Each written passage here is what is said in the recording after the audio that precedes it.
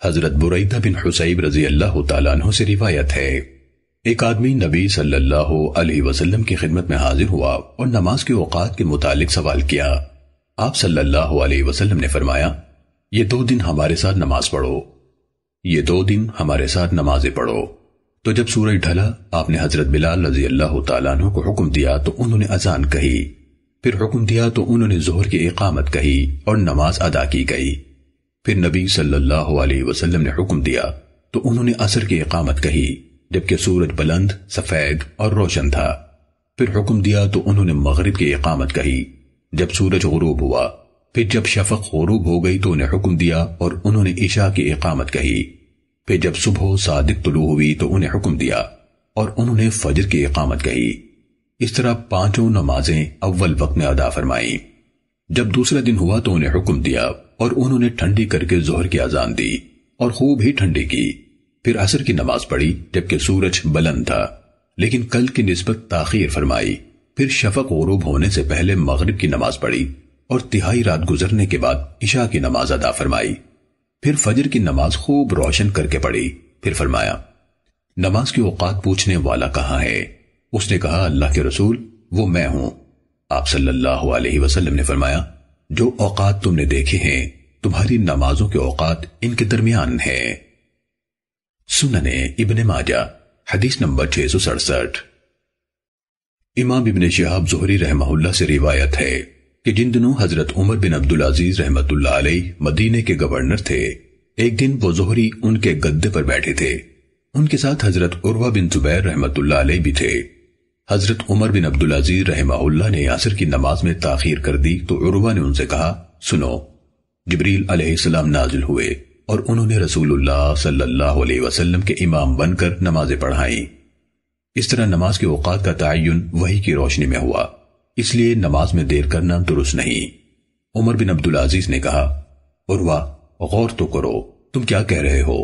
عروہ نے کہا، میں نے بشیر بن ابو مسعود کو یہ کہتے سنا کہ میں نے ابو مسعود رضی اللہ تعالیٰ عنہ کو یہ فرماتے سنا کہ میں نے رسول اللہ صلی اللہ علیہ وسلم سے آپ کا یہ ارشاد سنا، جبریل علیہ السلام نازل ہوئے، انہوں نے میری امامت کی تو میں نے ان کے ساتھ ان کے اقتداء میں نماز پڑھی، پھر ان کے ساتھ نماز پڑھی، پھر ان کے ساتھ نماز پڑھی، پھر ان کے ساتھ نماز پڑھی، پھر ان کے ساتھ نماز پڑھی۔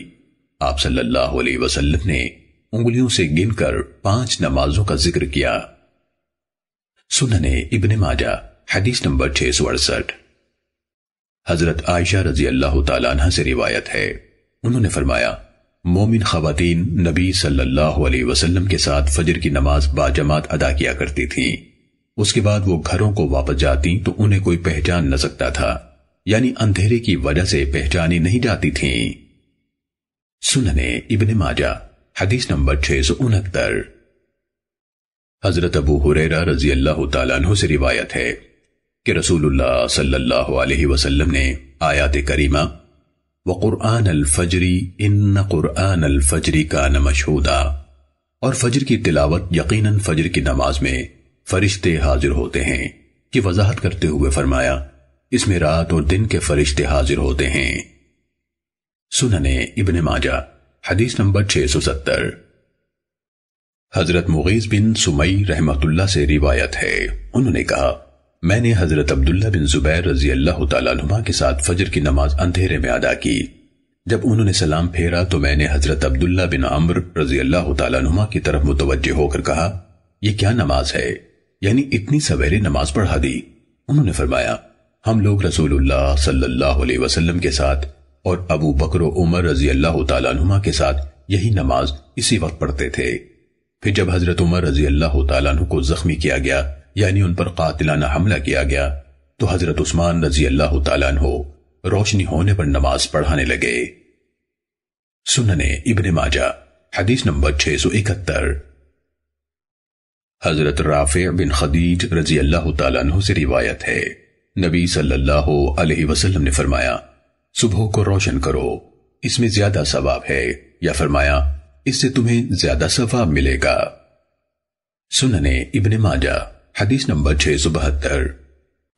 حضرت جابر بن سمرہ رضی اللہ تعالیٰ عنہ سے روایت ہے کہ نبی صلی اللہ علیہ وسلم ظہر کی نماز اس وقت ادا کرتے تھے جب سورج ڈھل جاتا تھا۔ سننے ابن ماجہ حدیث نمبر 673۔ حضرت ابو برزہ اسلمی رضی اللہ تعالیٰ عنہ سے روایت ہے کہ نبی صلی اللہ علیہ وسلم دوپہر کی نماز جسے تم لوگ ظہر کہتے ہو اس وقت ادا کرتے تھے جب سورج ڈھل جاتا۔ سننے ابن ماجہ حدیث نمبر 654۔